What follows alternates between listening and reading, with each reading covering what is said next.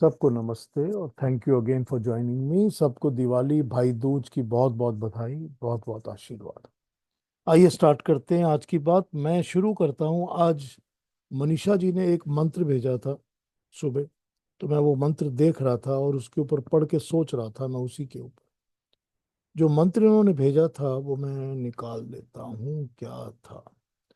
इंद्रश्च वायवेशाम सोमानाम इति महर्थ। ऋग्वेद का 447:2। इसका जो इन्होंने सीधा सीधा अर्थ भेजा था हमको सुबह, वो कहता है, हे इंद्र और वायु, आप दोनों को हम बहुत प्रेम करते हैं। आप हमारे यज्ञ के सोम का पान कीजिए। अब ये एक छोटी सी, इतना सा ही इसकी ट्रांसलेशन हमारे पास मंत्रों के शब्दार्थ के रूप में आई है। इसको एक मिनट सोच लीजिए आप। हम अगर इसको फिजिकली इस तरह सोचें कि जो हम यज्ञ या हवन करते हैं, कि हम हवन कर रहे हैं बैठ के, आग जला के, समीदा लगा के, घी और सामग्री वगैरह डाल के हम हवन कर रहे हैं। तो हवन में से जो हम उसमें से जो निकलता है ना, वो सारा ही सारा कुछ सोम है। क्योंकि वो हर चीज का रस धुआं बन के निकलता है और वो फैल जाता है। अब उसी को वायु कैरी करती है, क्योंकि हमने वायु से कहा कि वायु कैरी करेगी उसको। और वायु तो उसको कैरी करती ही है, लेकिन उसके अंदर जितने भी इंग्रेडिएंट्स होते हैं, सामग्री के होंगे, घी के होंगे, कपूर के होंगे, जो भी इंग्रेडिएंट्स होते हैं, उनके जो छोटे छोटे कण ऊपर उड़ते हैं, यानी एटम्स, उनके जो एटम्स ऊपर उड़ते हैं, वो सब जाके इंद्र, जो हर एक आकाश में वायु के अंदर जितने भी एटम्स हैं, उन एटम्स के इंद्र को एक्साइट या फीड करते हैं, उनमें ही शक्ति डालते हैं। जब वो शक्ति जाती है उनके अंदर, तो वो फिर वायु से इधर उधर फैलते हैं और फैल कर वो सारे पृथ्वी का, सारे संसार का, सबका भला करते हैं। तो ये यहाँ पर इस श्लोक के अंदर बड़ा सिंपल, ये मतलब यहाँ पर वर्ड मीनिंग आ जाता है, जिसको हमको इस तरह समझना पड़ता है। लेकिन इसमें अगर एक चीज और देखते हैं कि जब हम यज्ञ को ले लेते हैं, कि हम फिजिकली हवन यज्ञ की बात नहीं कर रहे, लेकिन हम यज्ञ की बात कर रहे हैं, जैसे भगवान कृष्ण कहते हैं कि जो भी मनुष्य सोसाइटी के लिए, समाज के लिए सेवा करता है, कल्याण करता है, अपने लिए नहीं सभी के लिए काम करता है, स्वार्थ के लिए नहीं करता, लोक कल्याण के लिए करता है, संगतिकरण करता है, लोगों को इकट्ठा रखता है, एक साथ काम करता है, दान देता है, दक्षिणा देता है, जो ये काम करता है वो यज्ञ कर रहा है। तो जब ये वाला यज्ञ होता है, तो इसका भी जो फल होता है, जो इसका काम का जो अल्टीमेट रिजल्ट निकलता है, वो भी सारा सोम होता है। क्योंकि वो भी लोगों के दिलों में प्यार या लोगों के दिलों में श्रद्धा पैदा करता है। तो वो भी सारा सोम है, जो उस एफर्ट के साथ सोसाइटी को इकट्ठा करने से मिला। और वो भी एफर्ट के अंदर जो भी तेज है, वो वायु की तरह ही हमारी बात, हमारा इम्प्रेशन सब फैलेगा, और लोगों के अंदर भी जो जगाएगा कि दूसरे लोग भी इंस्पायर हो रहे हैं कि मैं भी ऐसा ही काम करूं। तो वो सारा इंस्पिरेशन इंद्र से ही आएगा, इंद्र के एटम से ही आएगा। तो दोनों लेवल पर हमको इस बात को समझना चाहिए, जो इस मंत्र का एक पहला भाग हमको बताता है, जो इसने आज मुझे भेजा था। खैर, ये हो गई बात मंत्र की। अब आ जाते हैं अपने गीता के पाठ पर। कल मैंने गीता की जो बातें की थी, आपने सबने सुनी थी वो बातें। कल हमने आपसे ये बात कही थी कि जो मत कर्मकृत है, और जो मत परमः है, जो मद भक्त है, सर्व संग वर्जित है, और जो सर्व भूतेषु निर्वैर है। ये सारी बातें क्या हैं और इन बातों का मतलब क्या है? फिर हमने बात की थी ज्ञान की, दर्शन की, प्रवेश की, लक्ष्य की। ये हमने कल बातें की थी कि भगवान कृष्ण ने किस तरह से हमको एक मार्गदर्शन किया है, सामने खड़ा करके रख दिया कि ये देखो, ये तरीका है काम करने का। ये इस तरह करोगे तो तुमको ये मिलेगा। बहुत उन्होंने क्लियरली इसको डिफाइन करके लॉजिकली हमारे सामने खड़ा करके रख दिया। उसको हमको समझना होगा। अब मैं आज इस सारे चैप्टर के कंक्लूजन पर शुरू करूंगा बात करनी। कल के ऊपर अगर किसी को अभी भी कुछ पूछना हो या कहना हो तो पूछ सकते हो। अगर अभी भी कोई चीज ऐसी लगी हो कि उसको दोबारा समझना है तो पूछ लीजिए मेरे से, जो कल बात हुई उसके ऊपर।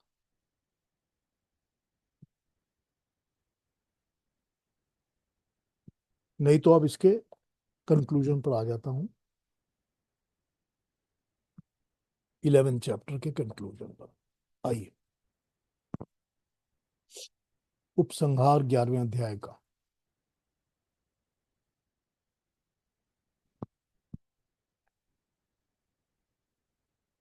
इस अध्याय में, 11वें अध्याय में मुख्य तौर पर मेनली चार बातों की बात हुई है: दिव्य चक्षु, विश्व रूप, निमित्त मात्र तथा भगवान का विकराल या सौम्य रूप। इन चारों के संबंध में हम इसमें प्रकाश डालेंगे। वैसे एक बात बताऊं आपको, जो कल मैं देख रहा था कि जो हमने पांच अलग अलग चीजों की बात की थी, जो कि सर्वभूतेषु निर्वैर है, संग वर्जित है, मद भक्त है, मत परम है, मत कर्म कृतम है। ये सारी चीजें श्वेता श्वेतर चैप्टर के थर्ड, श्वेता श्वेतर उपनिषद के थर्ड चैप्टर में डिस्क्राइब्ड है, बिल्कुल इसी तरह जैसे यहाँ पर भगवान कृष्ण ने बताई है। वो श्वेता श्वेतर उपनिषद के थर्ड चैप्टर में इसी तरह है। और उसी तरह से वहां पर भी यजुर्वेद के 17, 19, 16, 3, 39, 9 इन मंत्रों से लिया हुआ है। तो यजुर्वेद में भी यही बात बताई गई है और श्वेताश्वतर उपनिषद में भी यही बात बताई गई है। वहीं से भगवान कृष्ण इसको लेके हमको बताते हैं। तो अब बात करते हैं इसके कंक्लूजन पर। कंक्लूजन हमको बता रहा है कि मुख्य मुख्य चर्चा चार बातों की है: दिव्य चक्षु की, विश्व रूप की, निमित्त मात्र की, और भगवान के विकराल या सौम्य रूप की। इस पर बात करते हैं। पहला क्वेश्चन हो गया दिव्य चक्षु। दिव्य चक्षु के संबंध में जहां इसका प्रकरण आया है वहां हम श्री सातवलेकर जी तथा स्वामी चिन्मयानंद का स्पष्टीकरण पहले लिख चुके हैं। सातवलेकर जी का कहना है कि दो प्रकार की आंखें होती हैं। एक जो हमारे चमड़े की या चर्म आंखें होती हैं, जो हमारे आंखों के सामने जो नॉर्मल इंसान की आंखें होती हैं वो, और दूसरी दिव्य चक्षु। चर्म चक्षुओं से तो हम अपना नाना विध नाना वर्ण संसार तो देखते ही हैं। इस संसार को हम एकत्व का सूत्र हमको कहीं दिखता ही नहीं। इस संसार में, संसार के हमको बहुत नाना रूप, अलग अलग तरह के सर्वत्र दर्शन होता है। प्रकृति से परे कुछ भी नहीं दिखता। जो हमारी नॉर्मल आंखें हैं, जिसको इन्होंने चर्म चक्षु कहा है, चर्म मतलब चमड़ा और चक्षु मतलब आंखें। तो ये जो हमारा स्किन है, स्किन का बनी आंखें जो है, वो इन्होंने यहाँ पर चर्म चक्षु कहा। तो चर्म चक्षु से तो हमको ये सारी प्रकृति और सारा संसार दिखता है, जिसमें एकत्व, यूनिटी कुछ नहीं है, सब अलग अलग दिखता है हमको। एक हमको कुछ नहीं दिखता, हमको सब अलग अलग दिखता है, नाना प्रकार की अलग अलग चीजें, सब डिवाइडेड दिखती हैं, कभी कुछ कभी कुछ कभी कुछ। तो यही बता रहे हैं यहाँ पर कि दिव्य चक्षु से हम नानाविध नाना वर्ण विश्व में एकता के सूत्र को देखने लगते हैं। जब हमको दिव्य चक्षु मिलती है तो ये सारी चीजें एक कैसे हो जाती हैं, हमको वो दिखना शुरू होता है। प्रकृति से परे इसे अनुप्राणित करने वाला ब्रह्म परमात्मा दिखने लगता है। ये मेदमय संसार में हम अमेदक तत्व का दर्शन करते हैं। यही दिव्य दृष्टि है। भेदमय संसार, मेद नहीं भेद, ये भेदमय संसार में हम अभेदक देखते हैं। भेदमय मतलब जिसमें इतने सारे डिविजन्स हैं संसार में, वो सारे को जब हम एक देखते हैं जिसमें कोई भेद नहीं होता, तो हम उस ब्रह्म परमात्मा की एक रूप में जब देख लेते हैं तो हमको ये सारी सृष्टि, सारी क्रिएशन उसी के अंदर समाई हुई दिखती है। ये हमारा काम है, हमारे दिव्य चक्षुओं से देखने का। तो ये तो इन्होंने सातवलेकर ने बताया कि जो दिव्य चक्षु हैं वो क्या है और जो चर्म चक्षु है वो क्या है। स्वामी चिन्मयानंद कहते हैं कि देश, स्पेस और काल, टाइम के कारण ही हमें संसार में अलग अलग चीजें दिखती हैं। काल और देश। देश का मतलब है स्पेस, कौन सी जगह पर क्या है। यहाँ मैं यहाँ बैठा हूँ, आप वहाँ बैठे हैं, ये जो डिफरेंस है हमारे बीच का, आपकी जगह का टाइम अलग है, मेरी जगह का टाइम अलग है, ये काल का जो फर्क है। या कोई चीज आज घटती है या 6 महीने बाद घटती है या 2 साल पहले हो चुकी है, वो टाइम का डिफरेंस है। और कहाँ हुई है, वो स्पेस या देश का फर्क है। इसके कारण ही हमें संसार में अलग अलग भिन्नता, अलग अलग चीजें दिखाई देती हैं। आगे पीछे का ज्ञान ना होकर वर्तमान का ही ज्ञान होता है। हमको आज की चीज का आभास होता है, नॉलेज होता है। पहले की चीजें हमको पुरानी मेमोरी होती हैं, दिखती नहीं है, वो मेमोरी होती है। जो दिखता है वो आज जो हो रहा है वर्तमान में, बस वही दिखता है हमको। एक वस्तु यहाँ है, दूसरी वहां है। एक घटना भूत में हुई, दूसरी घटना भविष्य में होगी। इसी कारण ये संसार देश और काल में फैला पड़ा है। अगर देश काल को मिटा दिया जाए तो दूर दूर तक पहले पीछे आज कल का सारा संसार एक जगह सिमट के आ जाएगा। अगर ये देश काल को मिटा दिया जाए तो ये सारी चीजें सिमट कर एक ही पॉइंट पर आ जाएंगी। जो 100 साल पहले घटा या 50 साल बाद होगा, या जो इस मुल्क में हो रहा है या उस दुनिया में अलग जगह हो रहा है या पृथ्वी के उस छोर पे हो रहा है, सब एक लगेगा देखने। श्री कृष्ण ने अर्जुन के देश काल के भेदक ज्ञान को मिटा दिया। इसीलिए उसको सारा विश्व, दूर दूर की चीजें जो पहले हो चुकी हैं या आने वाली हैं, वो सब एक ही टाइम में एक ही समय दिखने लगी। इसी को दिव्य चक्षु कहा गया है। तो अब हमारे पास दिव्य चक्षु की दो डेफिनेशंस तो यहाँ आ गई हैं। ऊपर दिए हुए दोनों स्पष्टीकरणों के अलावा दिव्य चक्षु का एक थर्ड स्पष्टीकरण भी है। जिन वस्तुओं को और जिन घटनाओं को हम अपनी आंखों से नहीं देख सकते, उन्हें देखने के लिए हमको दिव्य चक्षु की आवश्यकता होती है। संसार में ऐसे मनुष्य होते हैं जो किसी दीवार के आर पार देख लेते, जिनको भविष्य में होने वाली घटनाएं पहले ही दिख जाती हैं। दूर दूर की वस्तुओं को घर बैठे देख सकते हैं। इसको अंग्रेजी में एक तरह से ऐसा विजन कहा जा सकता है जो कि टेलीस्कोपिक है। उनको दूर की चीजें समझ आ जाती हैं या आभास होने लगती हैं। अगर ये माना जाए कि संसार में जो हो रहा है वो तो होना ही है, निश्चित है, उस पर हमें हेर फेर नहीं कर सकते। और गीता का तो ये मत है ही कि जो कुछ हो रहा है वो प्रकृति के गुणों के द्वारा हो रहा है, वो होना ही है। जब कार्य कारण के नियमों में बंधी अवश्यम भावी घटनाओं को देखने की शक्ति का होना भी कोई अनहोनी बात नहीं है। देशकृत भेद का मिट जाना ही टेलीस्कोपिक विजन है। इस शक्ति के द्वारा कालकृत भेद का भी मिट जाना दिव्य चक्षु है। हो सकता है भगवान कृष्ण ने अर्जुन को इसी तरह की एक शक्ति और विजन दिया हो, जिसके द्वारा विश्व की दूर दूर की भूत भविष्य की दर्शन वो कर सकता है। ये तो हो गई दिव्य चक्षु के ऊपर डेफिनेशंस। अलग अलग लोगों ने अलग अलग तरह से इस बात को समझाया है। क्योंकि दिव्य चक्षु क्या है, ये तो कहीं पर भी गीता में ना कृष्ण ने इसका वर्जन किया, मेंशन किया है, ना इसको समझाया। लेकिन हमको ये पता है कि मिली हुई है। संजय को भी दिव्य चक्षु मिली हुई है और अब अर्जुन को भी भगवान कृष्ण ने दिव्य चक्षु दी हुई है। तो ये तो हमको पता है, लेकिन क्या है ये नहीं पता। तो वो समझने के लिए ही अलग अलग तरह से लोगों ने अपनी बात को समझाया है। इसमें से हमको जो समझ आ जाए या जो अपने समझ में बैठ जाए, लॉजिकली बैठ जाए, वो भी ठीक है, वो भी ठीक है।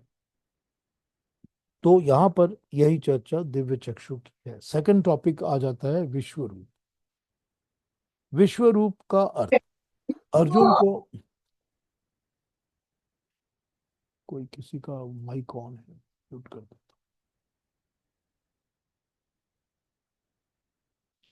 विश्व रूप का अर्थ, अर्जुन ने को जब दिव्य चक्षु मिल गई तो उसने भगवान का विश्व रूप देखा।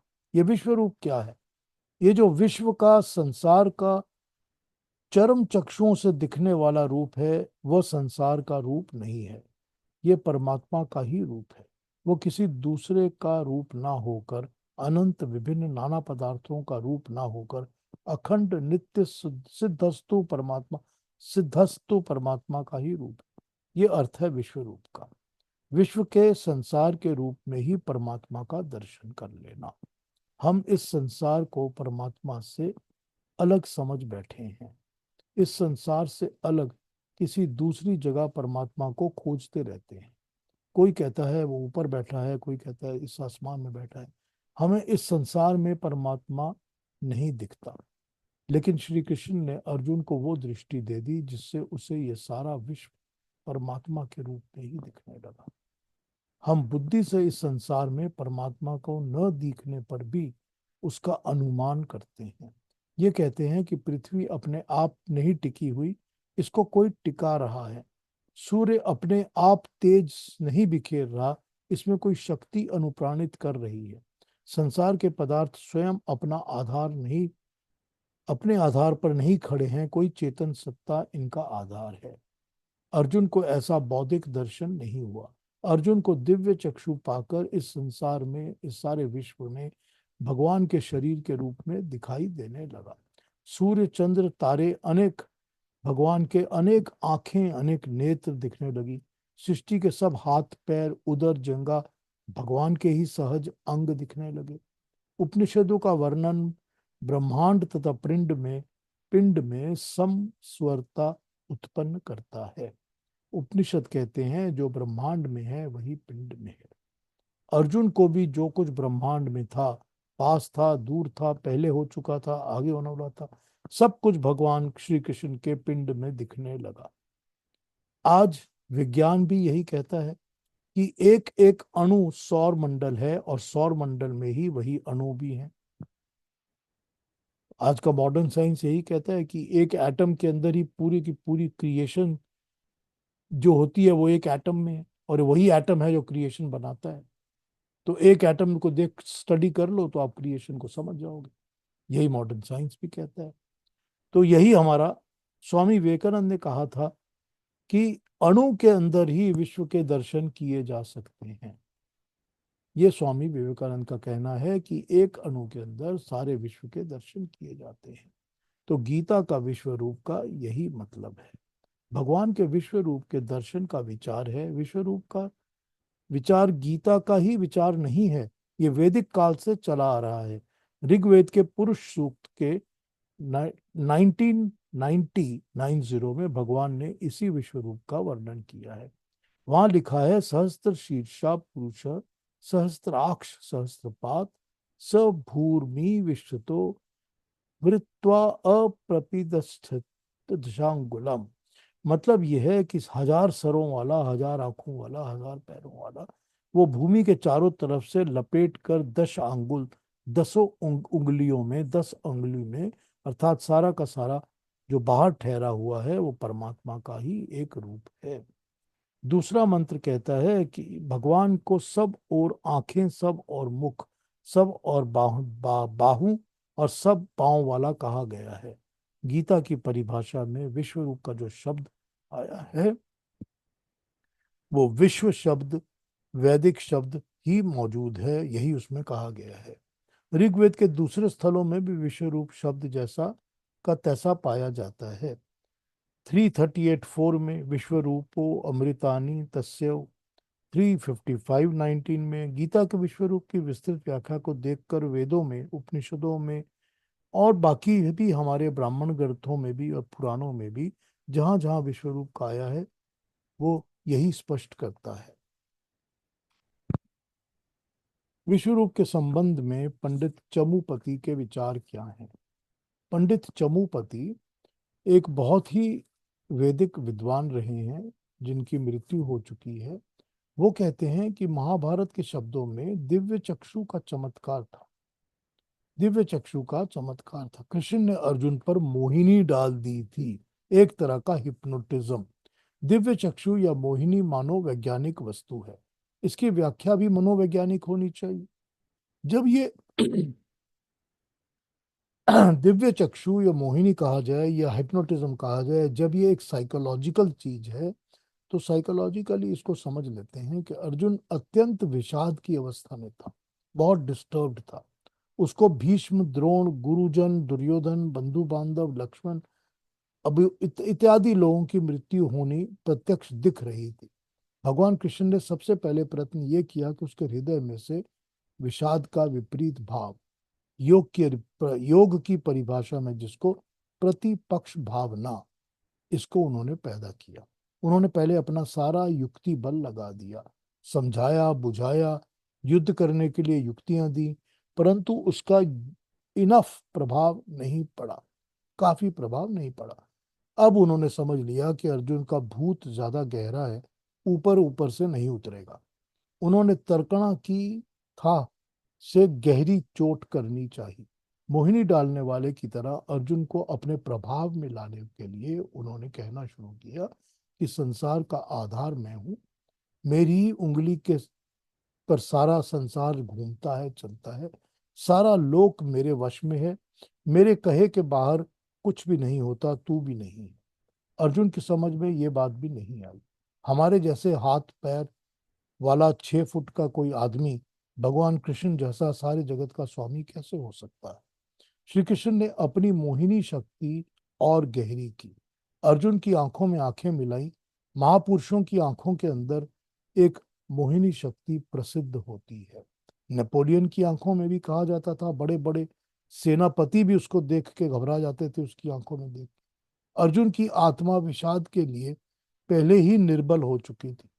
जब भगवान कृष्ण ने अपनी अलौकिक शक्तियों का वर्णन लगातार करते चले गए और उसकी बुद्धि स्तब्ध हो गई, उसने सोचना छोड़ दिया, तब कृष्ण ने अपने कराल संकल्प को अपनी दृष्टि में केंद्रित कर लिया। अर्जुन ने रण आंगन में आते ही एक महान शमशान का चित्र तो अपनी आंखों के सामने फिरता देख ही लिया था। कृष्ण ने उसके अदम्य संकल्प से उसी विभत्स नाट्य का सूत्रधार बनकर अर्जुन के सम्मुख यम का रूप खड़ा कर दिया। ऐसा यम जिसकी दाढ़ में सब भीष्म, द्रोण सब पिसते चले जा रहे हैं। अर्जुन ने ही श्री कृष्ण के विश्व रूप के दर्शन किए हों, ऐसी बात नहीं है। संसार के रंगमंच पर कितनी ही महत्वपूर्ण लीलाएं होती हैं, उनके सूत्रधार अनेक मुख, अनेक बाहु, अनेक उरु, अनेक नेत्र रहे ही हैं। जब तक ये लीला में लगे रहते हैं, तब तक सारे संसार की जिव्याएं उन्हीं का कहा दोहारती हैं, मानो उन्हीं की बातें हर टंग, हर जीभ बोलती रहती है। जन साधारण की एक बहुत बड़ी संख्या अपना बाहुबल उनके अर्पण कर देती है। अगर हम युद्ध का संकल्प कर लिया जाए, तब किसकी शक्ति होती है कि उससे रोका जा सके? जाति की जाति, देश के देश, राष्ट्र के राष्ट्र, देखते भालते इच्छा ना होते हुए भी मृत्यु के मुख में सहसा प्रविष्ट हो जाते हैं। वे कर्णधार उस समय सचमुच कराल काल बन जाते हैं। कृष्ण का दृढ़ विश्वासी संकल्प, जिसने परिस्थिति को भांप कर ये समझ लिया कि अब कोई बचने वाला नहीं है, अर्जुन के सामने मानो कृष्ण की विकराल मूर्ति बनकर साक्षात खड़ा हो गया। तो ऐसे लोग जो कि इस दुनिया में हम देखते हैं, बहुत सारे ऐसे लीडर्स होते हैं या ऐसे लीड करने वाले नेता होते हैं जो कि इस तरह के लोगों को लीड करते हैं, जिस तरह की लोग सम्मोहन में आ जाते हैं, हिप्नोटाइज होके पूरी की पूरी जाति, पूरा देश, पूरा राष्ट्र एक तरफ चल पड़ता है, युद्ध की तरफ चल पड़ता है, तो हजारों लाखों मर जाते हैं। वो रोक ही नहीं पाते अपने आप को। अपने समय की परिस्थिति को देखकर कृष्ण ये समझ गए थे कि ये महाभारत का युद्ध बहुत संहार, बहुत ज्यादा विनाश करने वाला है। जब कृष्ण पांडवों के दूत बनकर दुर्योधन को समझाने गए थे, तो उसने सुलह सफाई के लिए तब कहा था कि मैं बिना युद्ध के एक सुई के बराबर नोक जमीन भी नहीं दूंगा। जब युधिष्ठिर राजपाट छोड़कर जंगल जाने की तैयारी करने लगे थे, तब द्रौपदी ने द्यूत का अमंगल समाचार सुनाकर श्री कृष्ण को रो रो कर अपने व्यथित हृदय की पीड़ा उंडेलनी शुरू की थी। तब उन्होंने सांत्वना देते हुए कहा था, भद्रे आज तू रोती है, कल कौरवों की स्त्रियां अर्जुन के तीरों से चलते हुए पतियों को रोएंगी। परिस्थिति को देखते हुए श्री कृष्ण का यह दृढ़ निश्चय था कि युद्ध टाला नहीं जा सकता। कृष्ण ने जीवन का लक्ष्य था संपूर्ण भारत को एक बलात्कार आश्रित नहीं, तृतीया आश्रित साम्राज्य की छत्र छाया में एकीभूत करना। वे इस लक्ष्य के रत्ती भर भी इधर उधर नहीं हो रहे थे। अर्जुन आदि इस लक्ष्य की प्राप्ति का साधन मात्र थे। दुर्योधन अपने मित्र मंडल सहित इस साम्राज्य के रास्ते में कंटक था, और जब उससे जैसे सबको वे अपने संकल्प में अपने रास्ते में हटा चुके थे, गीता का विश्व रूप इसी विशाल संकल्प का दिग्दर्शन था। घटना चक्र की ये पेचीदगी जब अर्जुन को समझ आ गई, तब उसने जान लिया कि अब लड़ने के सिवाय कोई रास्ता नहीं है। तब उसने अपना गांडीव, अपना धनुष फिर से उठा लिया। अब ये जो विचार है ना, पूरा का पूरा ये विचार हमको ये बताता है कि इसके पूरे विश्व रूप के और चर्म चक्षु और दिव्य चक्षु, इनके पीछे का थॉट क्या है, इनके पीछे का क्या थॉट है, हमको यही ये पूरा का पूरा चैप्टर पढ़ाई जो मैंने पढ़ा है आपको यही बताता है। मुझे नहीं पता कि मेरे पढ़ने से, जो मैंने हिंदी में पढ़ के सुनाया है, मेरे पढ़ने से आप सबको ये पूरी तरह समझ आ गया या नहीं समझ आ गया। अगर नहीं समझ आ गया तो पूछ लीजिए, मैं इसको समझा दूंगा बड़ी क्लैरिटी के साथ। वो ये कह रहे हैं कि भगवान कृष्ण को ये तो पता ही था कि अब जब दुर्योधन ने मना कर दिया कि मैं सुई के बराबर नोक जमीन भी नहीं दूंगा जब तक युद्ध नहीं होगा, तो इसका मतलब था कि अब भगवान कृष्ण को ये तो पता था कि अब युद्ध होने ही वाला है। और जब युद्ध होने ही वाला है, तो अब इस युद्ध को लीड करने के लिए अर्जुन का ही मेन रोल होने वाला है, क्योंकि वही उनका मेन योद्धा है, मेन वॉरियर है पांडवों का। तो जब कृष्ण को ये पता चल गया था, और अब अर्जुन के मन में जो अलग अलग तरह की डाउट्स आ रहे थे, अलग क्वेश्चंस आ रहे थे कि मैं ये करूं, ये ना करूं, ऐसा क्यों करूं, ऐसा नहीं करना, ये मेरे गुरु हैं, मेरे भाई हैं, मेरे पितामह हैं, इस तरह के विचार आ रहे थे। तो इनको काउंटर करने के लिए भगवान कृष्ण ने उसको बहुत कुछ समझाया। तो जो पहले के 10 चैप्टर हैं, वो सारे 10 चैप्टर्स में भगवान कृष्ण उसको समझा रहे हैं। मगर जब भी उसको समझ में नहीं आ रहा, क्योंकि उसको ये दुनिया संसार जो है अपने सामने दिख रहा है कि जो मेरे सामने इतने लोग खड़े हैं ये मर सकते हैं, क्योंकि अगर मैंने तीर चलाए तो ये मर जाएंगे, वो ये देख रहा है। अब उसको देखने से वो घबराहट भी हो रही है, अच्छा भी नहीं लग रहा उसको, और वो हिचकिचाहट भी हो रही है कि मैं लड़ूं या ना लड़ूं। तो इसी चक्कर में जब उस भगवान कृष्ण ने देखा कि उनको, अर्जुन को तो पल्ले पड़ ही नहीं रही बात जो मैं बता रहा हूँ, या असर नहीं हो रहा उस तरह से जैसे होना चाहिए, तब भगवान कृष्ण ने एक सम्मोहिनी, एक साइकोलॉजिकली हिप्नोटिज्म के तरह उसको अपने वश में कर लिया, उसकी आंखों में आंखें डालकर, और फिर उसको बताया अब तू देख। तो जो दिखाना चाहते थे वो उन्होंने उसको दिखाया। वो दिखाना चाहते थे कि देखो कितनी तुम जो सोच रहे हो ना, इन सब की मृत्यु पहले से तय है। ये सब मेरी ही दाढ़ में, मेरे ही मुंह में फंसे हुए हैं, चले जा रहे हैं, मैं काल बन के इनको निगल जाऊंगा। तो अर्जुन को समझ में आ गया कि मैं इसको रोक तो सकता नहीं। फिर उसको समझ में आ गया कि ये सारी क्रिश्चियन, सारी सारी क्रिएशन, सारी सृष्टि, सभी कुछ तो इस परमात्मा का ही रूप। तो परमात्मा के बनाए हुए जो नित्य रित हैं, नियम है, जो परमात्मा के बनाए हुए सिस्टम्स हैं, उस सिस्टम पर चलो। तो उस सिस्टम पर चलोगे तो तुम्हारे मन के अंदर से जितने भी डाउट्स हैं वो निकल जाएंगे, और उसका ही हिस्सा बनो। तो हमने जो कल देखा था कि ऋतम च सत्यम च बीजा तपसो अधिजायत, कि परमात्मा के बनाए हुए जो सिस्टम्स हैं, रूल हैं, रेगुलेशंस हैं, उसी का पार्ट एंड पार्सल बन जाओ, उसी का हिस्सा बनो, उसी तरह चलो। इसके अलावा तुम्हारे पास और कोई तरीका नहीं। तो ये समझाने के लिए ही उन्होंने अर्जुन के ऊपर एक, अब पहले पहले तो अपनी बातें बताई हुई है 10 चैप्टर। तो 10 चैप्टर में जब उसको बातें समझ में नहीं आ रही हैं, तो एक हिप्नोटिक इफेक्ट डालकर उनको साइकोलॉजिकली इस बात को समझाया है। जब ये इस तरह समझाया जाता है तो फिर मनुष्य को पूरी तरह दिमाग में बात बैठ जाती है, क्योंकि उसके अंदर एक सम्मोहिनी हो जाती है, वो साइकोलॉजिकली टाई अप हो जाता है।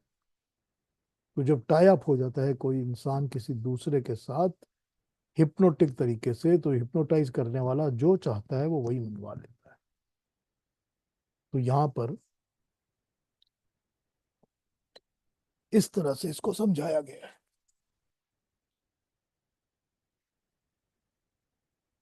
आगे बढ़ता हूँ।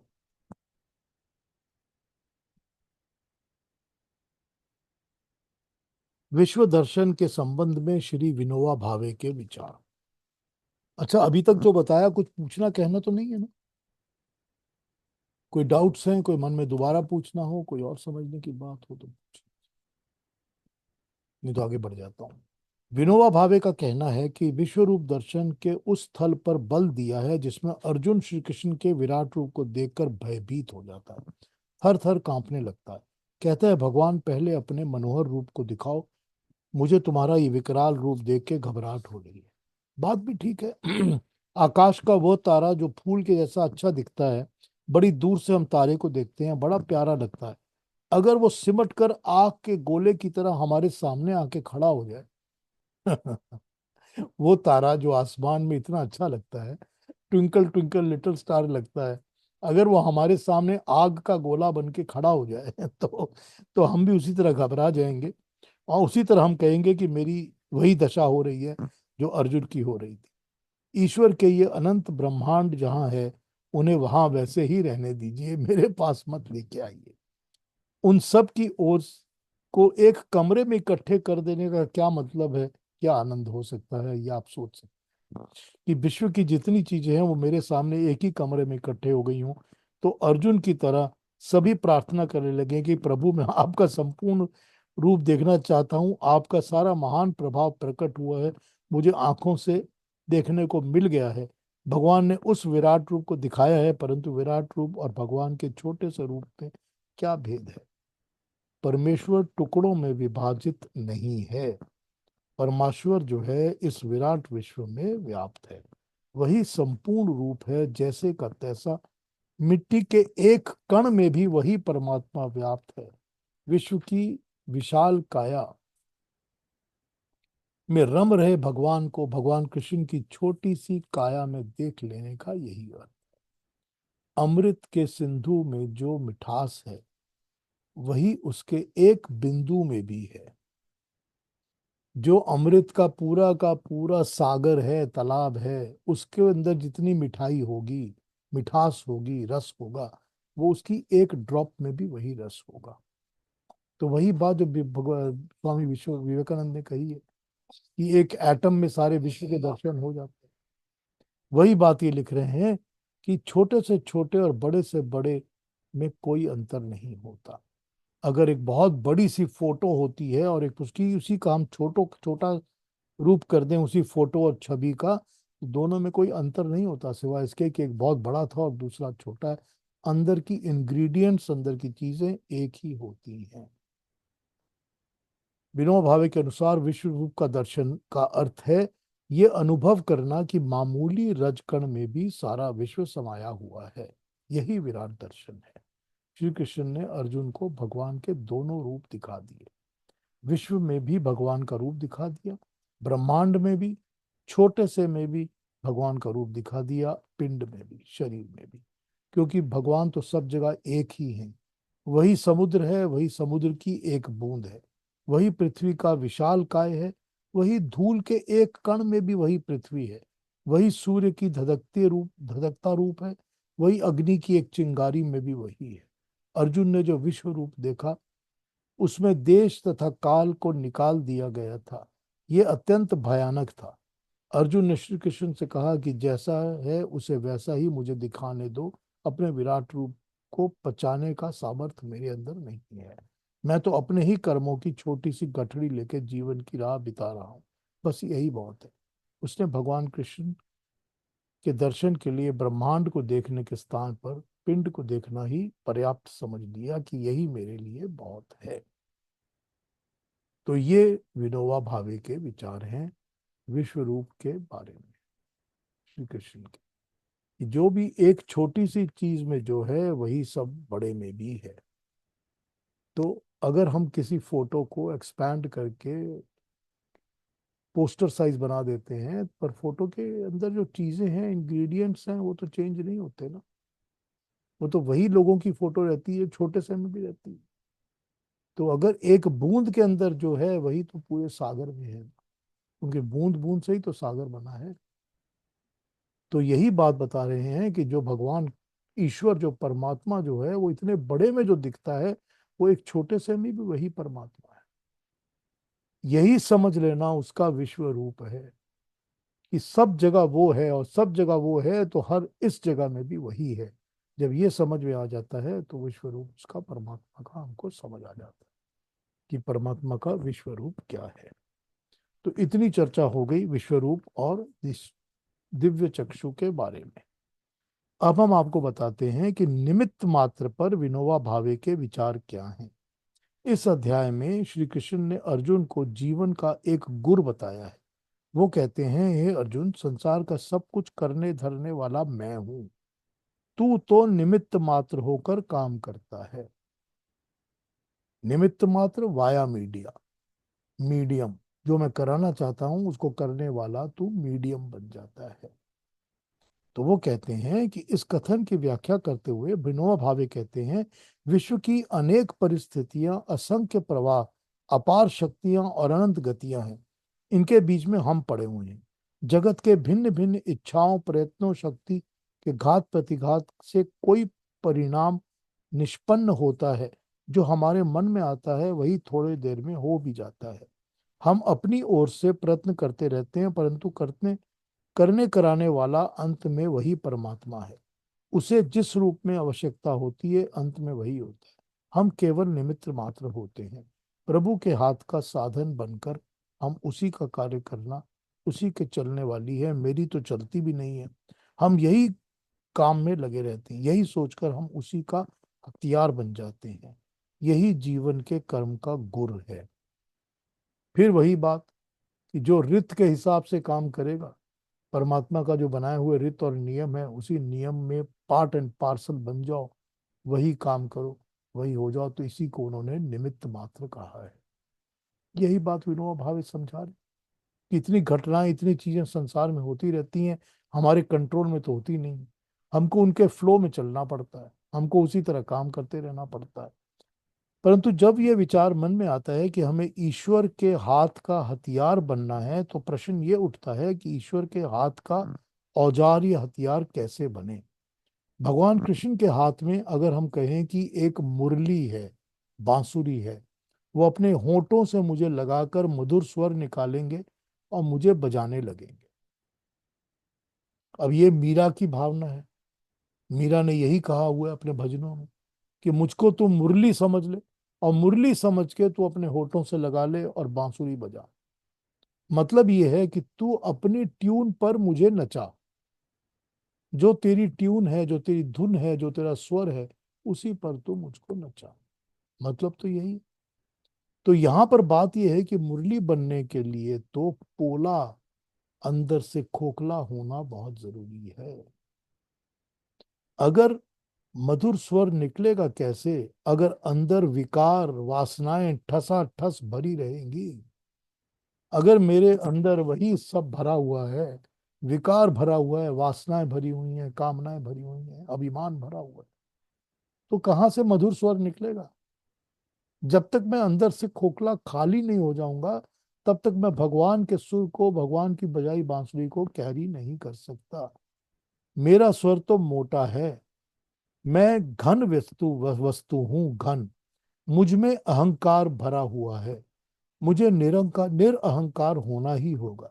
जब मैं पूर्ण रूप से मुक्त और पोला हो जाऊंगा, अपनापन छोड़ दूंगा, तभी परमेश्वर मुझे बजाएंगे, तभी ईश्वर मेरे अंदर से बांसुरी का सुर निकालेंगे। यदि कोई महापुरुष हमसे चाकू मांग बैठता है तो हम देखते हैं कि उसकी ठीक धार है या नहीं है। कारकुन को तहसीलदार के हाथ खड़ा चाकू देने में शर्म आती है। इसी तरह यदि प्रभु भी हमारे जीवन की मांग की तो उसे तभी समर्पित कर सकेंगे जब हम निर्मल होंगे। एक पर्शियन कवि का कहना है, मुक्ति के क्या तू मेरे अधरों को चूमना चाहती है तो पहले मिट्टी में मूंज कर प्याले का आकार ग्रहण कर ले, फिर वो प्याला मेरे होठों को छू सकेगा। अगर तुम मेरे होठों को छूना चाहते हो तो पहले तुम मट्टी हो जाओ, मट्टी होकर एक छोटा सा कुल्हड़ बन जाओ, प्याला बन जाओ, फिर मैं जब उसको पीऊंगा तब तुम मेरे होठों को छू सकोगे। तो पहले तो अपने आप को मट्टी करना पड़ेगा ना। यही तो वो भगवान कृष्ण की बांसुरी की बात हो रही है। हे काठ के टुकड़े, क्या तू मेरे केश कलाप का स्पर्श करना चाहता है? लकड़ी के टुकड़े, क्या तू मेरे बालों को टच करना चाहता है, बालों में उंगलियां फेरना चाहता है? तो पहले कट कर, चिर कर एक कंघी बन जा। जब तू कंघी बन जाएगा तभी तो मेरे केश को, मेरे बालों को तू हाथों की उंगलियों की तरह फेर सकेगा। तो यहाँ पर ये जो विचार है जो विनोबा पेश करते हैं, वो पेश करते हैं विचार कि जब तक अपने अंदर हम चीजें ठूस के भरे रखेंगे तब तक तो हमको परमात्मा का स्वरूप दिखेगा ही नहीं, और हम उसके बनाए हुए नियम, उसके बनाए हुए कार्य को कर भी नहीं सके। तो वही जो मत कर्म कृत जो है, वो मत कर्म कृत तो होगा कैसे जब तक कि हम अपने अंदर की चीज को साफ नहीं करें। तो अगर हमको परमात्मा के हाथों की बांसुरी बनना है और बांसुरी के अंदर से मधुर स्वर निकलना है तो हमको अपने अंदर को पोला करना पड़ेगा, खोखला करना पड़ेगा। अगर अंदर अहंकार भरा रहेगा, अगर अंदर इतनी सारी वासनाएं भरी रहेंगी, अलग अलग विकार, अलग अलग चीजें भरी रहेंगी, तो हम परमात्मा के स्वरूप को अपने अंदर उतार ही नहीं पाएंगे, हम उसके विचार को अपने अंदर ला ही नहीं पाएंगे। ये विनोबा भावे के विचार हैं। इसके बाद थोड़ा सा रह जाएगा और, जो कि हम अरविंदो घोष के विचारों की बात करेंगे। तो मेरा विचार है कि उसको हम अगले हफ्ते कर लें, विचार अरविंदो घोष के विचार को। तो आज जो हमने बातें अभी तक की हैं, इतनी सारी जो कंक्लूजन के ऊपर हमने चर्चा की है, अगर आपने इसके ऊपर कुछ पूछना, कहना, बोलना हो तो प्लीज अब मेरे साथ शेयर कर लीजिए, जिसको जो भी कहना हो। जी। मुझे पता है कि कुछ एक्सेस और ज्यादा हो गया है, थोड़ा हैवी लोडेड है, लेकिन फिर भी हमको समझना तो पड़ेगा ही ना। ये तो इन कॉन्सेप्ट्स को ही तो हम समझा रहे हैं ना इतनी देर से।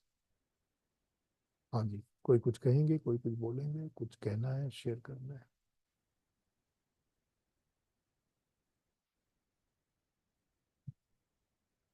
वही कल वाली बात कि हम सब हिप्नोटाइज हो चुके हैं।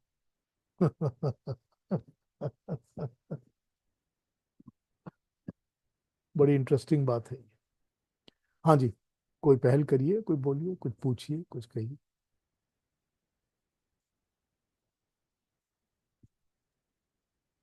तो मैं अरुणा जी से पूछ लेता हूँ नहीं, पहले। ठीक समझ हाँ जी, में हाँ तो जी। आ गया जो आपने समझाया आज।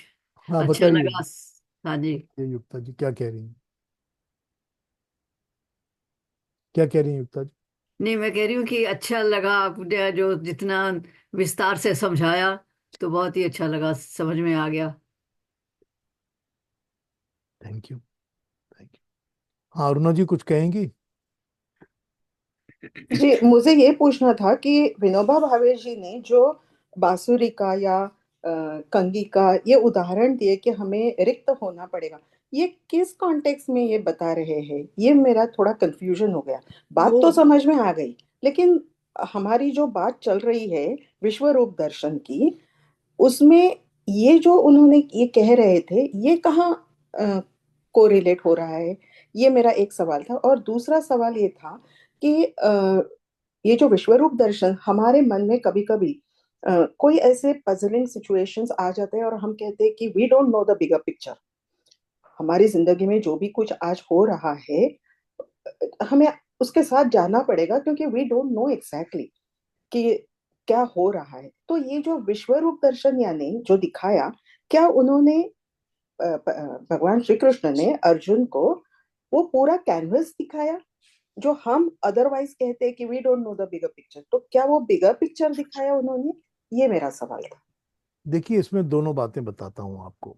जो कोरिलेशन है वो ये है कि अगर मैं किसी भी तरह ये समझता हूं कि ये भगवान का विश्व रूप है और परमात्मा मुझको ये बता रहे हैं कि ये सब कुछ मेरे कंट्रोल में है, तू तो मेरा निमित्त मात्र है।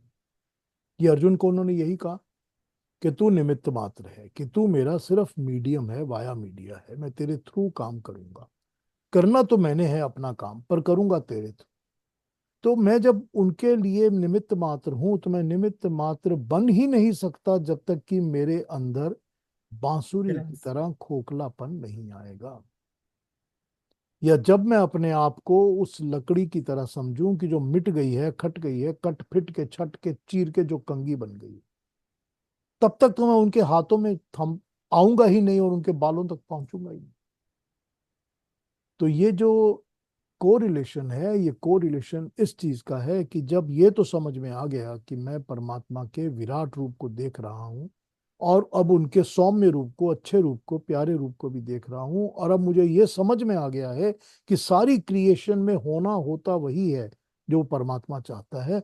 मैं तो सिर्फ एक वाया मीडिया बनता हूं, जो हर इंसान, हर मनुष्य वाया मीडिया बनता है। या यूं कहा जाए कि जितनी भी चीजें हैं वो सब वाया मीडिया ही हैं। वो लिविंग बींग जितने हैं, जानवर हैं, पंछी हैं, सब वाया मीडिया हैं, क्योंकि सब पर्यावरण को कंट्रीब्यूट कर रहे हैं ना, क्रिएशन को, किसी ना किसी तरह। जितने पेड़ पौधे हैं वो भी तो वाया मीडिया है ना परमात्मा के, वो भी कंट्रीब्यूट कर रहे हैं। कि मैंने पेड़ बनाया है जो कि कार्बन डाइऑक्साइड खींचेगा और ऑक्सीजन देगा, क्योंकि ह्यूमन बींग को ऑक्सीजन चाहिए, और वो कार्बन डाइऑक्साइड छोड़ेगा तो वो पेड़ को चाहिए। ये दोनों वाया मीडिया बन गए ना सिस्टम को चलाने के लिए। तो ये सारा कुछ तो वाया मीडिया है, परमात्मा के काम करने का तरीका। तब जब मुझको ये समझ में आ गया तो मैं वाया मीडिया या तो बनूंगा या रेजिस्ट करता रहूंगा। तो रेजिस्ट करना तो हम लोग सबको आता है, हम बहुत अच्छे रेजिस्टेंस वाले लोग हैं। हम सब लड़ते रहते हैं सिचुएशन के साथ। हमको सबको लगता है कि इसकी बात क्यों मानूं, उसकी क्यों मानूं, इसकी क्यों करूं, उसकी क्यों करूं। हम वो वाया मीडिया बनना ही नहीं चाहते। तो यही वो बता रहा है इसमें कि तुझे निमित्त मात्र तो तुम हो ही अर्जुन को, और तुमको निमित्त मात्र बनने के लिए फिर वो एग्जाम्पल यूज करते हैं कि बांसुरी की तरह बनना होगा, वरना मधुर स्वर तो निकलेगा ही नहीं। प्यारा, प्यारी सी आवाज, प्यारा सा टून निकलेगा नहीं। अगर बांसुरी पूरी अंदर से भरी हुई हो तो उसमें ना हवा जाएगी ना उसमें से आवाज निकलेगी। अब वो बांसुरी की क्या कहा जाए उसको, एग्जाम्पल यूज भी इसलिए करते हैं क्योंकि हम तो भगवान कृष्ण के हाथों में बांसुरी देखते हैं ना। जब हम उनकी कोई स्टैचू, उनकी कोई फोटो सोचते हैं तो हम देखते हैं भगवान कृष्ण के हाथों में बांसुरी है। तो बांसुरी का मतलब ही यहाँ पर ये बता रहे हैं कि बांसुरी का मतलब है कि तुम वाया मीडिया बन जाओ, तो वो तुमको थाम लेंगे अपने हाथों में और तुम्हारे थ्रू मधुर स्वर बजाएंगे। ये समझा रहे हैं यहाँ पर। को रिलेशन यहाँ पर ये है। और अब आपके दूसरा क्वेश्चन, मैं भूल गया आपने दूसरी बात क्या पूछी थी। सॉरी अरुणा जी। बिगर पिक्चर यानी जो विश्व रूप दर्शन यानी जो हम आम लैंग्वेज में बोलते हैं कि we don't know the bigger picture, तो वो क्या उन्होंने बिगर पिक्चर दिखाया? हाँ, तो हम तो एक को रिलेशन करके वन ऑन वन अपने बारे में सोच के बिगर पिक्चर की बात सोच सकते हैं कि मुझे नहीं पता बिगर पिक्चर क्या है, ऐसा होना था, ऐसा हो रहा है, या ऐसा ही होना था मेरी लाइफ में। बिकॉज मुझे नहीं पता कि क्या है तो मैं बिगर पिक्चर यही सोच रहा हूँ। लेकिन वो तो एक बिगर पिक्चर जो है वो सारे के सारे क्रिएशन की दिखा रहे हैं कि जो पूरी सृष्टि है, सारा बना हुआ है, सारी क्रिएशन है, इसकी भी बिगर पिक्चर है। जैसे मेरे और आपके लाइफ की है कि भाई आज ये मेरे साथ घटना हो गई। अब ये घटना मेरे साथ क्यों हो गई मुझे समझ में नहीं आ रहा, लेकिन इसकी कोई एक, I don't know the bigger picture की पीछे इसके क्या होना है, कैसे हो रहा है। तो ये तो वन ऑन वन वही बात है ना कि एक छोटी सी फोटो हो गई, लेकिन जब मैं इस फोटो को एक्सपैंड करूंगा तो मुझे समझ में आएगा कि ये यही चीज सारे दुनिया, सारी क्रिएशन, सारी सृष्टि की है। उसकी भी तो एक बिगर पिक्चर है जो मुझको इस तरह से दिख रही है कि वो बिगर पिक्चर क्या है। वो बिगर पिक्चर ही है, उसी का एक छोटा सा रूप मैं भी हूं। तो मेरी भी जिंदगी है और मेरी जिंदगी की भी एक बिगर पिक्चर है, लेकिन ये सब उस बिगर पिक्चर का तारतम्य, उसका जो पूरा कोऑर्डिनेशन है, ये सारा इस बड़ी बिगर पिक्चर के साथ हो जाता है जो परमात्मा की सारी क्रिएशन में एप्लीकेबल होती है। तो इस बिगर पिक्चर को आप इस तरह सोच सकते हो या इस तरह को रिलेट कर सकते हो कि ये है तो सही वही बात की I don't know the bigger picture, लेकिन वो बिगर पिक्चर ही तो वो दिखा रहे हैं ना भगवान कृष्ण। वो दिखा के कह रहे हैं ना, तुम इस बिगर पिक्चर का पार्ट एंड पार्सल बन जाओ। तो या तो तुमको ये बिगर पिक्चर डराएगी, और नहीं डराएगी तो तुमको समझ आ जाएगी, तो तुम उसी तरह चलोगे जैसा ये बिगर पिक्चर चाहेगी कि तुम चलो। ठीक है ना अरुणा जी? जी, अभी मुझे अच्छी तरह से समझ में आया कि बिगर पिक्चर यानी, और उसी में उन्होंने ये भी बताया कि तुम निमित्त मात्र हो। देखो, चीज तो हो गई है, घटना तो घट भी चुकी है। तुम मानते हो कि तुम करने वाले हो, लेकिन तुम नहीं करने वाले। तो ये निमित्त मात्र होना, ये भी इस बिगर पिक्चर में बहुत अच्छी तरह से क्लैरिटी के साथ दिखाई दिया, जो हमें भी पता चलता है। क्योंकि वो ये कहते हैं कि जो तुझको सामने खड़े हुए भीष्म, द्रोण वगैरह दिख रहे हैं, ये तो मेरे मुंह की दाढ़ में ऑलरेडी समा चुके हैं, मैं इनको चबा के खत्म कर चुका हूं। वो इसलिए क्योंकि हमने वो देश काल वाला टाइम खत्म कर दिया कि कल क्या होने वाला था, ये कल हो चुका है, उसके उसका सेंस खत्म हो गई। तो ये तो होने ही वाला है, तुमको दिख रहा है ये हो रहा है, वो भी तो आज ही हो रहा है ना। तो जब तुमको आज ही दिख जाएगा, तो तुम्हारे साथ कल, 100 साल बाद, 200 साल बाद, 2 दिन बाद जो होने वाला है वो तुझको मैं आज ही दिखा रहा हूं। तो तू ये समझ ले कि तुझको तो निमित्त मात्र ही बनना है अब वो इससे बड़ी पिक्चर क्या हो सकती है?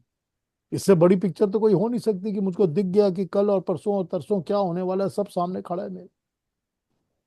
लेकिन अब मुझको ये समझ में आना चाहिए कि मुझे तो उसका पार्ट एंड पार्सल बनना है, उसका निमित्त मात्र बनना है, मुझे उसकी डिस्टर्बिंग, रेजिस्टेंट करने वाला नहीं बनना।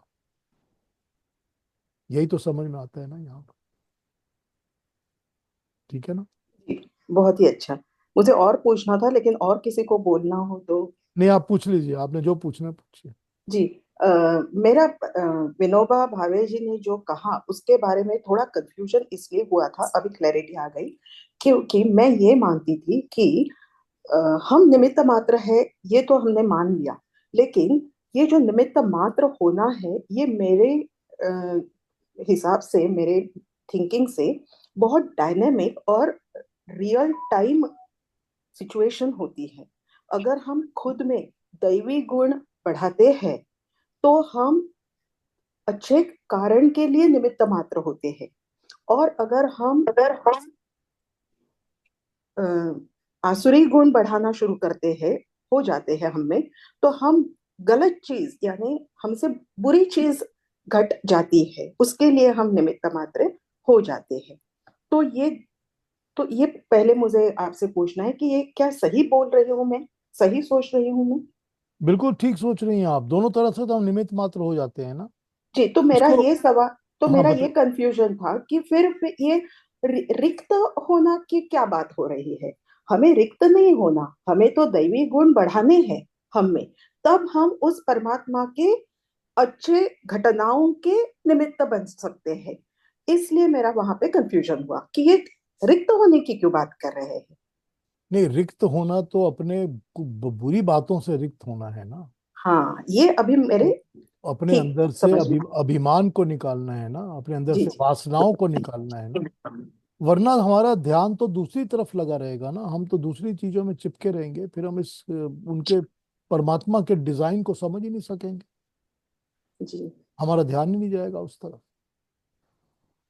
इतना इंटरेस्टिंग और इतना डीप है ना ये सब। बहुत अच्छा लगता है, और आपसे जब हम डिस्कस करते हैं ना, बहुत ही अच्छा लगता है। बहुत बहुत बहुत बहुत धन्यवाद। बहुत डीप है, बहुत डीप। बड़ा मजा आता है इसके ऊपर चिंतन करने से। हाँ जी जी, धन्यवाद जी। और कोई कुछ कहेंगे? मैं पीयूष जी, पीयूष जी, बहुत मेरा बहुत अच्छा सुनाई लगा। देता है? हाँ इंदिरा जी, कहिए क्या कह रही हैं? अम, मेरा कल से जुड़ा हुआ है। आपने बोला था वो जो श्री कृष्ण अर्जुन को आभास करवा रहे हैं कि दिव्य दृष्टि से दिखा रहे हैं, तो जो आप हमको सुना रहे हैं उससे तो हम लोग को थोड़ा थोड़ा आभास ही होता है ना। हाँ, मैं भी एक निमित्त मात्र हूं ना, वाया मीडिया। करेक्ट। ठीक है। हाँ, क्या कह रही तो थी हमको प्रभा? उनके रूप का आभास होता है, दिव्य दृष्टि नहीं है तो दिखता नहीं है, दिव्य पर दृष्टि? आभास तो जरूरी होता नहीं, है दिव्य कि दृष्टि भी है। आप आंखें बंद करके सोचिए उनके बारे में, तो सारा परमात्मा दिव्य दृष्टि की तरह दिखने लगेगा, हमको भी दिखने लगेगा। हमारे पास भी है वो ना। दिखाई देंगे दिव्य दृष्टि से कि उनके इतने हाथ हैं, इतने मुंह है, उसमें इतने लोग जा रहे हैं। हाँ बिल्कुल, सारा संसार, सारी क्रिएशन जो इसमें कल हो रहा था, कल होने वाला है, आज हो रहा है, सब दिखने लगेगा अगर हम भी उसी तरह से सोचेंगे आंखें बंद करके तो। मुझे एक बात और सवाल पूछना था हाँ जी। कि ये जो बता रहे हैं वो बता रहे हैं करने को हियर एंड नाउ, हाँ जी, पास्ट नहीं, फ्यूचर में नहीं, बट अभी हियर एंड नाउ की बात कर रहे हैं ना। वो तो हमारे जो मनुष्य है उसके अधिकार में तो सिर्फ हियर एंड नाउ ही है ना। हम तो पास्ट को चेंज नहीं कर सकते और फ्यूचर को ऑल्टर नहीं कर सकते, हम तो आज ही कर सकते हैं जो कर्म करेंगे ना। तो कर्म का सारा हम्म क्षेत्र, कर्म का करने का सारा जो एरिया पॉसिबिलिटी है वो नाउ है ना, अभी है ना। हम्म और तो कोई हमारे कंट्रोल में है नहीं कुछ करने का, तो हम तो यही कर उसका सकते हैं कि महत्व आज। जरा बताएंगे आप? महत्व उसका यही है कि हम सिर्फ आज ही कर सकते हैं ना। जो पास्ट हो गया उसके ऊपर तो हमारा अब कंट्रोल रहा नहीं, वो तो हो चुका। उसको हम चेंज भी नहीं कर सकते, ऑल्टर भी नहीं कर सकते। जो आगे होने वाला है उसको हम चल गया। सोच सकते हैं, उसको हम अच्छा करने के लिए आज कर्म कर सकते हैं। अगर हम आज अच्छा कर्म करेंगे तो कल अच्छा होगा। तो हम अपना कंट्रोल तो उसको भी नहीं कर सकते, क्योंकि इवेंचुअली तो कर्म फल है वो परमात्मा के हाथ में है। कर्म फल तो वही देगा। तो हम तो सिर्फ कर्म कर सकते हैं, और कर्म हम सिर्फ आज इस वक्त कर सकते हैं। और आज भी जो मैंने अभी कर्म किया है, 1 मिनट के बाद तो वो पास्ट हो जाएगा, उस पर मेरा कंट्रोल ही नहीं रहेगा। हम्म तो ये सारा करंट एंड नाउ है, अब करने वाली बात इसी समय। पर हम जो अभी कर्म करेंगे उससे हम अपना फ्यूचर कल थोड़ा प्रभाव डाल सकते हैं, बदल बिल्कुल, सकते हैं। वो हम बिल्कुल हमेशा ही डाल सकते हैं। हमेशा ही हमारे कर्म का फल ही मिलता है ना, जो फ्यूचर होता है हमारा। फ्यूचर तो हमारा कर्म फल ही होता है ना। ठीक है ना। बहुत अच्छी तरह से समझ में आया। थैंक यू अरुणा जी। हाँ जी, प्रभा जी क्या कह रही थी आप? मैंने कहा पीयूष जी, मेरे को तो ये बात बहुत अच्छे से समझ में आई कि जब तक हम अपनी एक बांसुरी की तरह अपने शरीर की विषय वासनाओं को और सारी बुरी चीजों को खत्म नहीं करेंगे, तब तक हम उस ईश्वर की प्राप्ति नहीं कर सकते या उसका ध्यान नहीं लगा सकते। तो सबसे पहले तो अपने अंदर की बुराइयों को नष्ट करना है, तभी हम बांसुरी अच्छे बजा सकते हैं। वो तो और अपने भगवान, अहंकार को भी, है ना। बिल्कुल बिल्कुल। वो तो शुरू अहंकार को शुरू भी। से भगवान कृष्ण बताते आ रहे हैं ना कि स्वार्थ को छोड़ो, कामनाओं को छोड़ो, वासनाओं को छोड़ो, निष्काम कर्म करो, निष्काम फल की करो। फल की आकांक्षा मत रखो। ये तो शुरू से बताते आ रहे हैं। तो जब तक ये सब नहीं होगा तब तक हम उसके रास्ते पे चल ही नहीं सकते। और उससे भी पहले अपने अंदर झांक के देखो मेरी बुराइयां क्या क्या हैं, वो भी नहीं दिखती। वो तो रोज रोज करोगे चिंतन, दिखती तो रोज है, वो, एक्सेप्ट वही ना, नहीं करते हैं। आत्मनिरीक्षण तो बहुत जरूरी है। सबसे ज्यादा डेंजरस और खतरनाक वही होता वही है जब अपने आत्मनिरीक्षण। अपने अंदर की कालख दिखने लगती है ना, हाँ, तब सबसे ज्यादा डर लगता है इंसान को। नहीं तभी तो कहते हैं ना, अपने अंदर की बुरी चीजें देखो, और दूसरे की अच्छी चीजें देखो। उसी को हैंडल करना पड़ता है। हम उल्टा कर जाते हैं ना। क्योंकि ये सारी दुनिया के अंदर हम किसी भी चीज को चेंज कर ही नहीं सकते, हम्म, सिर्फ अपने को कर सकते हैं। बिल्कुल। और हम लगे रहते हैं सारी जिंदगी दूसरों को चेंज करने में, कि तू यूं हो जा, तू यूं हो जा, इसको यूं कर दो, उसको। अरे अपने अंदर देखो, अपने अंदर अपने अंदर झांकते नहीं अपने को ना। चेंज करो, बस यही चेंज कर बस सकते हैं, और हमारे कंट्रोल में कुछ है। घर गृहस्थी में भी यही है। बिल्कुल। हम आज सोचे बहू के, देखो बहू की सिर्फ अच्छी चीजें देखो, अपनी बुरी चीजें ध्यान में लाओ कि मैं कहाँ कहाँ गलत हो जाती हूँ, तो अब हमारा लड़ाई झगड़ा खत्म हो जाएगा। नहीं ऐसे ही लाइफ में है बाकी चीजें भी। ठीक बात है। आज उत्कर्ष जी हमारे साथ अभी ज्वाइन हुए हैं, पर हमने आज क्लास 9 बजे स्टार्ट की थी। मैं पहले भी अनाउंस कर चुका हूँ, नोटिफिकेशन में भी था कि हमारी 9 बजे क्लास होगी, लेकिन इन्होंने आज हमें 10 बजे ज्वाइन किया है, तो हमारी रिकॉर्डिंग सुन लीजिएगा आज की। और अब जब तक हमारा टाइम फिर चेंज नहीं होता, हमारा संडे सैटरडे 9 o'clock ही होगा, कनाडा का टाइम। तो 9 o'clock ही ज्वाइन करिए प्लीज। और आज की जो बात हुई है उसको, रिकॉर्डिंग को सुन लीजिए, तो अगले सैटरडे संडे भी 9 o'clock। ये 9 o'clock तब तक चलेगा जब तक कि वो समर सेविंग टाइम दोबारा नहीं आ जाता, फिर हमारा फिर 10 बजे हो जाएगा। I know it is a little confusing and disturbing, but this is how it is. और कोई कुछ बात कहेंगे? थैंक चलिए यू वेरी पीयूष जी, आज अपना संवारते हैं कल के लिए। थैंक यू जी। आज आज ही संवारना है ना, हमारे हाथ में जी आज है ना, जी, आज ही हमारे हाथ में। आज संवारते हैं, कल उसका जो फल होगा मिलेगा, फल मिलेगा आज उसका। के ऊपर डिपेंड करता है। ठीक। तो अगले हफ्ते मिलते हैं फिर, नेक्स्ट जी जी, सैटरडे। और नमस्कार। नेक्स्ट सैटरडे मैं इसके कंक्लूजन के अरविंदो घोष के विचार पढ़ूंगा, उन पे बात करेंगे। फिर टाइम रह गया तो फिर हम अगला चैप्टर, 12वां चैप्टर शुरू कर लेंगे। ठीक है। सबको नमस्ते। ठीक है, सब सबको नमस्ते। नमस्ते। सबको प्रणाम। नमस्ते सर। धन्यवाद। धन्यवाद पीयूष जी। धन्यवाद।